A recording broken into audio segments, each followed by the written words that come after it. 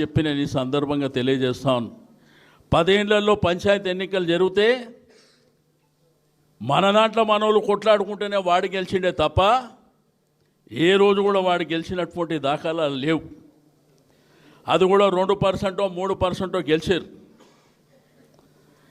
కానీ మా నాయకులు గులాబీ జెండా మెడలేసుకొని ధైర్యంగా ముందుకెళ్ళి మీరు పెట్టే కేసులకు, మీరు పెట్టే దౌర్జన్యాలకు ఎదిరించి నిలబడ్డటువంటి నాయకుడే ఈ గులాబీ జెండా వేసుకున్నటువంటి తమ్ముళ్ళని చెప్పి నేను ఈ సందర్భంగా తెలియజేస్తూ ఉన్నాను. సరే, కేసులు పెడతారు, మన మీద దౌర్జన్యాలు చేస్తారు. ఇంకెన్నేళ్ళు చేస్తారు?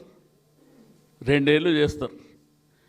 10 ఏళ్ళేమో కేసీఆర్ గారు మనకు చెప్పింది ఏంది, మీరు ఎవరిని ఏమనకండి, మన పని మనం చేసుకోండి, గ్రామాలు అభివృద్ధి చేయండి, పట్టణాలు అభివృద్ధి చేయండి అంటే వీళ్ళు వచ్చి మన కేసులు ఎట్లా పెట్టాలో నేర్పిస్తారు. ఈ 2 ఏళ్ళ తర్వాత ఆడదాం, మరి ఎట్లా డ్యాన్స్ ఆడాలనో అట్లనే ఆడిపిస్తాం బిడ్డ, గుర్తుంచుకోండి. 2 ఏళ్ళ తర్వాత ఎవరు వస్తారు? మనమే వస్తాం కదా. మరి మనమే వచ్చినప్పుడు వీళ్ళు ఆడనే ఉంటారు కదా, ఏడికి పోతారు? ఏడికి పోలేరు కదా.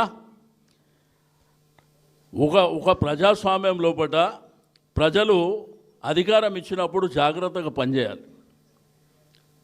నోటి తుల ఇష్టం ఉన్నట్టు అడ్డగోలుగా మాట్లాడితే మనకు రాదా?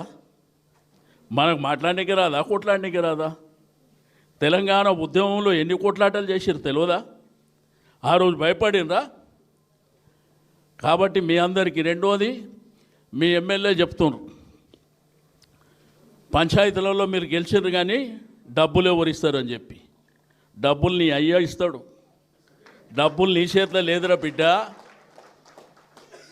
భారతదేశంలో అన్ని రాష్ట్రాల నుంచి వచ్చినటువంటి డబ్బులు కేంద్ర ప్రభుత్వం దగ్గర ఉంటాయి, పంచాయతీలకు డైరెక్ట్ వస్తాయి. మీరు పంచాయతీలో మీ వార్డు మెంబర్లు మీరు కూర్చొని తీర్మానం చేసి ఆ గ్రామంలో ఏ పని చేయాలంటే ఆ పని మీరే చేయొచ్చు తప్ప ఎవ్వడికి రాష్ట్ర ప్రభుత్వానికో, ఎమ్మెల్యేకో, మంత్రికో, ముఖ్యమంత్రికో చెప్పవలసినటువంటి అవసరం లేదు అనేటువంటి విషయాన్ని మీరు గుర్తుపెట్టుకోవాలని చెప్పి నేను ఈ సందర్భంగా తెలియజేస్తూ ఉన్నాను. నువ్వు గ్రామంలో ఏ కార్యక్రమం తీసుకున్నా కానీ అది సర్పంచ్కో, ఉప సర్పంచ్కో మీరే ఆ గ్రామాలలో తిరిగి ఏ కార్యక్రమం తీసుకోవాలన్నా మీరే తీసుకోవచ్చు తప్ప ఎవడికో, ఎమ్మెల్యేకో, ఇంకొకరికో చెప్పవలసినటువంటి అవసరం లేదు అనేటువంటి విషయాన్ని కూడా మీరు గుర్తెరగాలని నేను ఈ సందర్భంగా తెలియజేస్తూ ఉన్నాను. ఇప్పటికే గ్రామాలలో కానీ పట్టణాలలో కానీ ఎవరు నోట్లో అయినా కానీ ఒకటే మాట మాట్లాడుతున్నారు, కేసీఆర్ ఎప్పుడు వస్తాడో అని.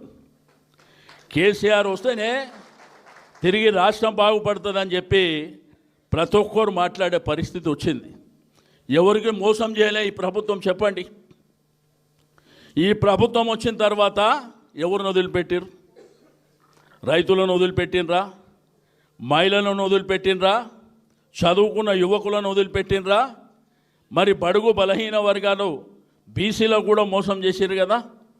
ఈరోజు మాట్లాడితే ముఖ్యమంత్రి గారు మీ పక్కన కాన్స్టిట్యున్సీలనే ఉంటాడు, ఆయన మాట్లాడింది విన్నారు కదా, అప్పు పుడతలేదంట, ఢిల్లీకి పోతే చెప్పులు ఎత్తుకపోతాడంట. ఆయన ఏమంటాడు లాస్ట్కి వస్తే, నా ఖజానాలో గింతుంది, 2 పెద్ద మనుషులను పెడతా, వాళ్ళు ఏది చెప్తా అది, దానికంటే రాజీనామా చేసి పక్కన జరిగితే మంచిది కదా, దానికంటే ఇంకేముంటుంది. కాబట్టి మీ అందరికీ నేను కోరేది ఒకటే, తప్పకుండా ధైర్యంగా మీరు ముందుకు వెళ్ళండి. నిన్న మొన్న దాకా దౌర్జన్యాలు చేసిండ్రు, ఇప్పటి నుంచి 7 దౌర్జన్యం చేస్తే మేమందరం ఆడికే వచ్చి కూర్చుంటామని చెప్పి నేను ఈ సందర్భంగా తెలియజేస్తూ ఉన్నాను. అరే, ఎవరికి భయపడవలసినటువంటి అవసరం లేదు. పుట్టినం ఒకరోజు, సస్తం ఒకరోజు. మన తల్లిదండ్రులే మనకన్నిటికంటే పెద్ద. ఎవడో కుట్టంగాడు వచ్చి మన మీద దౌర్జన్యం చేస్తే వాడు 1 కొడితే 10 కట్టే శక్తి మనకుంది. ఈరోజు మన వైపున ఉన్నది ఎవరు? కేసీఆర్ గారు. కేసీఆర్ అంటే తెలంగాణ రాష్ట్రానికి, తెలంగాణ ప్రజలకు శ్రీరామ రక్ష అనేటువంటి విషయాన్ని నేను ఈ సందర్భంగా తెలియజేస్తూ ఉన్నాను. 65 సంవత్సరాలల్లో ఏ రోజన్నా కరెంట్ 24 గంటలు వచ్చిన సంఘటన ఉన్నదా? తెచ్చిండా ఎవడన్నా? రెండోది అరిగోస, తాగడానికి నీళ్ళు లేవు, సాగునీరు లేదు. బావి కాడికి పోతే చెరువు ఎండిపాయ, బావి కాడికి పోతే బావి ఎండిపాయ, చెరువు కాడికి పోతే చెరువు ఎండిపాయ. తాగడానికి బుక్కడి నీళ్ళు లేవు. బిందెలు పట్టుకొని కిలోమీటర్ల దూరం తిరుగుతుంటే కేసీఆర్ గారు, నా ఆడబిడ్డలు బిందెలు పట్టుకొని కిలోమీటర్లు తిరిగే అవసరం లేదు, మిషన్ భగీరథ ద్వారా ఇంటింటికి నీళ్ళు ఇస్తా అని ఇచ్చిండా లేదా? కరెంట్ 24 గంటలు ఇచ్చిండా లేదా? రైతు బంధు అనే కార్యక్రమాన్ని తెచ్చి సంవత్సరానికి 10,000 రూపాయలు ఇచ్చిండా లేదా? మరి ఆ రోజు ఇచ్చినటువంటి కరెంటు, ఆ రోజు ఇచ్చినటువంటి నీళ్లు, ఆ రోజు ఇచ్చినటువంటి రైతు బంధు ఎందుకు బంద్ అవుతుంది? ఇప్పుడు ఎందుకు బంద్ అవుతుంది? ఒకసారి మనం ఆలోచన చేయవలసినటువంటి అవసరం ఉన్నది.